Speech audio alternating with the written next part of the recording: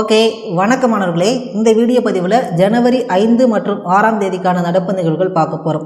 So அதுக்கு முன்னாடி நிறைய பேர் இதுக்கான பிடிஎஃப் வேணும் அப்படின்னு கேட்குறீங்க. இதுக்கான பிடிஎஃப் நாங்கள் ஃப்ரீயாகவே ப்ரொவைட் பண்ணுறோம். அதை நீங்கள் எப்படி டவுன்லோட் பண்ணணும் அப்படின்னா கீழே டிஸ்கிரிப்ஷனில் ஓகேங்களா, டிஸ்கிரிப்ஷனில் இதுக்கான டெலிகிராம் லிங்க் இருக்குது. அந்த டெலிகிராம் லிங்கில் ஜாயின் பண்ணிங்க அப்படின்னா நம்ம டீச் பண்ண பிடிஎஃப் உங்களுக்கு ஃப்ரீயாகவே இருக்கும். நீங்கள் டவுன்லோட் பண்ணி படிச்சுக்கலாம். அதுக்கு முன்னாடி இந்த வீடியோவை முழுசாக பாருங்கள். ஏன்னா நிறைய கூடுதல் இன்ஃபர்மேஷன், எக்ஸாம் ரிலேட்டடான இன்ஃபர்மேஷன் நாங்கள் சொல்லியிருக்கோம். இதை பார்த்துட்டு அந்த பிடிஎஃப் வேணும் யூஸ் பண்ணி படிங்க, உங்களுக்கு எளிமையாக இருக்கும். ஓகேங்களா?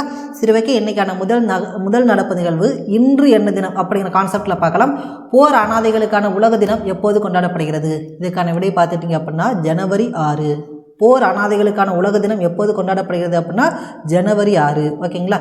இதுக்கு முன்னாடி ஜனவரி 4 பார்த்தோம் உலக பிரெய்லி தினம். இது ரொம்ப ரொம்ப ரொம்ப முக்கியமானது. ஓகேங்களா?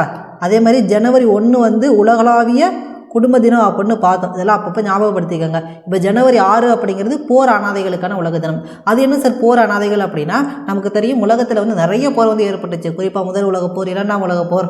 ஓகேங்களா? இப்போ கூட ரீசெண்டாக ரஷ்யாவுக்கும் யுக்ரைனுக்கு இடையில் போர் ஏற்படுது. அதே மாதிரி பாலஸ்தீன போர், இப்படி நிறைய போர் பார்க்குறோம் இல்லையா? இந்த போர் நடைபெற்றதுக்கு அப்புறம் எக்கச்சக்க குழந்தைகள் என்ன செய்கிறாங்க, தங்களுடைய பெற்றோரை இழந்து அனாதையாகிறாங்க. ஸோ அப்படிப்பட்ட இந்த குழந்தைகள் உலகத்துக்கு தெரியப்படுத்தவும், அதே மாதிரி இந்த குழந்தைகளுக்குன்னு உதவுவாங்கள நிறைய நல்ல உள்ளங்கள் இருக்கும் இல்லையா, அவங்க இந்த குழந்தைகளுக்கு உதவணும் அப்படிங்கிற நோக்கத்துக்காகவும் இந்த தினம் அனுசரிக்கப்படுகிறது. அது மட்டும் இல்லாமல் இனி வரும் காலங்களில் இந்த மாதிரி போர்லாம் ஏற்படக்கூடாது அப்படிங்கிறதையும் இந்த நிகழ்வு நமக்கு வலியுறுத்துக்குது. அப்போ உலக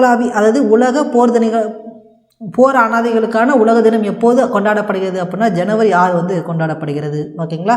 சரி, ஓகே. ரெண்டாவது புவியியல் தொடர்பான ஒரு நடப்பு நிகழ்வு. இது நம்முடைய சிலபஸில் யூனிட் 2ல் இந்த நடப்பு நிகழ்வு கேட்கலாம். 2024ஆம் ஆண்டு உருவான கீழ்கண்ட எந்த புயலை தீவிரமான இயற்கை பேரிடராக அறிவித்து தமிழ்நாடு அரசிதழில் வெளியீடு செய்துள்ளது? தமிழ்நாடு அரசு அரசிதழில் வெளியீடு செய்துள்ளது அப்படின்னு பார்த்துட்டிங்கன்னா இதுக்கான ஆன்சர் பென்ஷான் புயல். என்ன சார்? பென்ஷான் புயல். ஓகேங்களா? இதுக்கான நியூஸ் பார்க்கலாம் பாருங்கள். பென்ஷான் புயல் தீவிரமான இயற்கை பேரிடராக அறிவித்து அரசிதழில் தமிழக அரசு வெளியீடு செய்துள்ளது. இப்போ நார்மலாக ஒரு புயலை அறிவிக்கிறதுக்கும் தீவிரமான இயற்கை பேரிடராக அறிவிக்கிறதுக்கு என்ன சார் டிஃப்ரெண்ட் இருக்குது அப்படின்னா, உங்களுக்கு கடைசியில் பாருங்கள் குரூப் அண்ட் ரிலேட்டடாக அதெல்லாம் ரொம்ப முக்கியம்.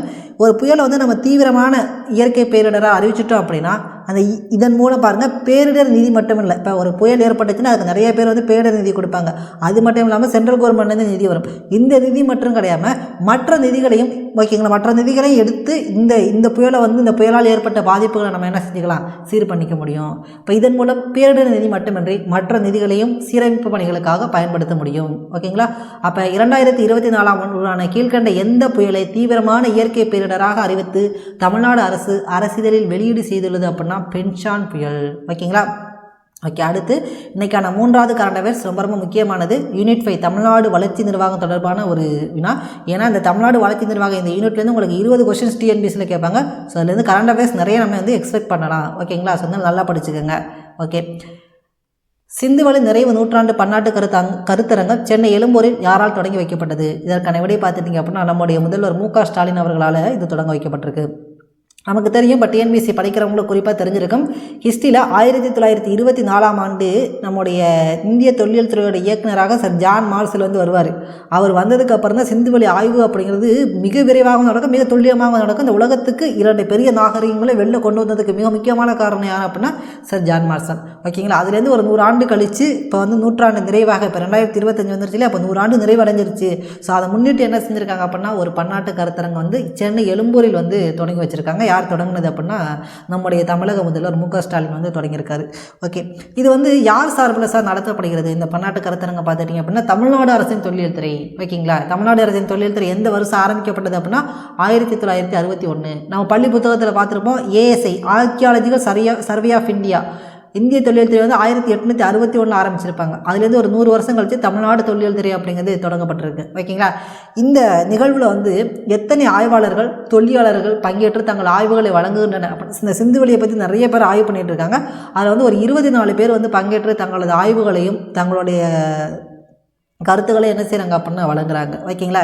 இந்த பன்னாட்டு கருத்தரங்கத்தில் யாருக்காக வந்து ஒரு பெரிய சிலை அமைப்பதற்கு வந்து அடிக்கல் நாட்டுறாருன்னு பார்த்துக்கிட்டிங்க அப்படின்னா சர் ஜான் மார்ஷல். ஏன்னா இவர் தான் வந்து ரொம்ப ரொம்ப ரொம்ப ரொம்ப முக்கியம். சிந்துவெளி நாகரிகத்தை வெளில கொண்டு வந்ததில் மிக முக்கியமானவர் இவர் தான். ஓகேங்களா. அதே மாதிரி ஒரு நூல் ஒன்று வெளியிடுறாரு. என்ன நூல் அப்படின்னா சிந்துவெளி வரி வடிவங்களும் தமிழ்நாடு குறியீடுகளும் அப்படிங்கிற ஒரு ஆய்வு நூல் வந்து என்ன செஞ்சிருக்காரு அப்படின்னா நம்முடைய முதலமைச்சர் மு க ஸ்டாலின் வெளியிட்டிருக்காரு. அதே மாதிரி பார்த்துக்கிட்டிங்க அப்படின்னா இன்னும் 2 முக்கியமான நிகழ்வு இதில் நடந்திருக்கு. இப்போ சிந்துவெளி பண்பாடு குறித்த தொடர் ஆய்வுக்கு தொழிலறிஞர் யார் பெயரில் இருக்கை அமைக்க தமிழ்நாடு அரசு வந்து இது பண்ணியிருக்கா அப்படின்னா ஐராவத மகாதேவன். ஓகேங்களா. ஒரு 2 கோடி ரூபாய் இதுக்காக ஒதுக்கியிருக்காங்க. அதாவது இப்போ சிந்துவெளியோட எழுத்து முறைகளை வந்து புரிந்து கொள்ளவே முடியாது. பட் ஐராவத மகாதேவன் என்ன சொல்கிறார் அப்படின்னா இந்த சிந்துவெளி எழுத்து முறையும் திராவிட எழுத்து முறையும் வந்து ஒரே மாதிரி இருக்குது அப்படிங்கிற கான்செப்டை வந்து சொல்லியிருப்பார். ஓகேங்களா. ஓகே. அடுத்து முன்னோடு வந்து முதலமைச்சர் மு க ஸ்டாலின் வந்து ஒரு அறிவு போட்டிருப்பாங்க. சிந்துவெளியோட எழுத்தோட பொருள் வந்து இன்றளவு நம்மளால் வந்து புரிந்து கொள்ள முடியலை. ஓகேங்களா. நம்ம பள்ளி புத்தகத்தில் அதான் கொடுத்துருப்பாங்க.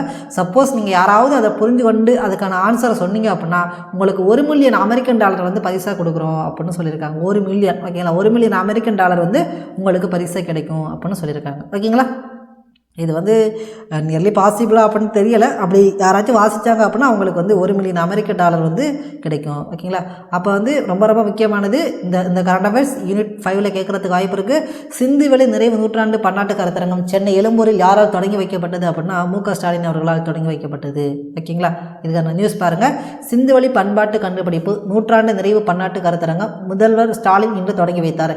இக்கருத்தரங்களை இந்தியாவின் பல்வேறு மாநிலங்கள் மற்றும் வெளிநாடுகளிலிருந்து 24 ஆய்வாளர்கள் தொழிலாளர்கள் பங்கேற்று தங்கள் ஆய்வுகளை வழங்குகின்றனர்.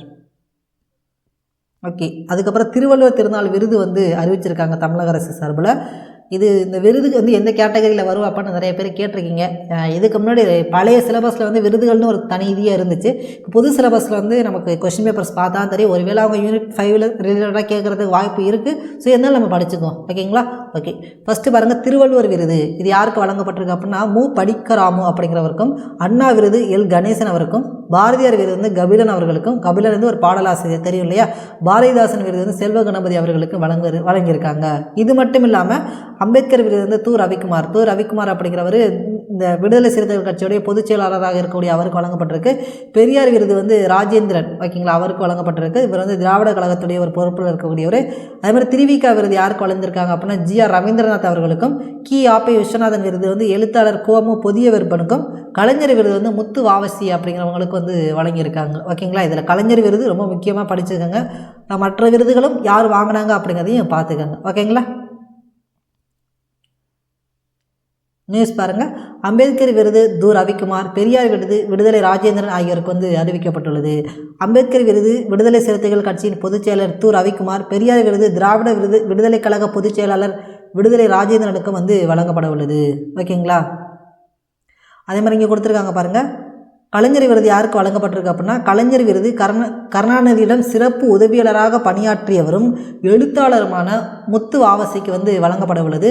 இந்த கலைஞர் விருதுக்கு என்ன செஞ்சுருக்காங்க அப்படின்னா 10 லட்சம் 1 பவுன் தங்கப்பதக்கம் தகுதி உரை வழங்கி பொன்னாடை அனைத்து சிறப்பிக்கப்படுவார்.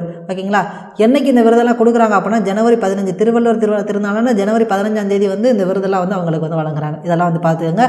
இது இல்லாமல் மற்ற முக்கிய நடப்பு நிகழ்வுகள் என்னென்னு பார்த்தோம் அப்படின்னா யார் எழுதிய வெற்றியின் ரகசியம் புத்தகத்தை வந்து இறையன்பை வெளியிட்டுள்ளார் அப்படின்னா பேராசிரியர் முகமது அப்துல் காதர். அணுகுண்டு சோதனையில் முக்கிய பங்கு வகித்த மூத்த அணு விஞ்ஞானி யார் வந்து இப்போ சமீபத்தில் மரணம் அடைஞ்சுன்னு பார்த்துட்டிங்க அப்படின்னா ஆர் சிதம்பரம்.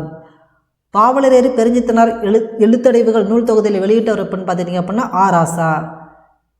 ஸ்பேடெக்ஸ் திட்டத்தின் கீழ் இஸ்ரோ எந்த விதைகளை விண்வெளியில் முளைக்க வைத்து உள்ளது அப்படின்னு பார்த்துட்டிங்க அப்படின்னா காராமணி. கடைசி தறியில் கண்டாங்கி சேலை நூலின் ஆசிரியர் யாருன்னு பார்த்துட்டிங்க அப்படின்னா சகாயம். ஓகேங்களா. ஓகே.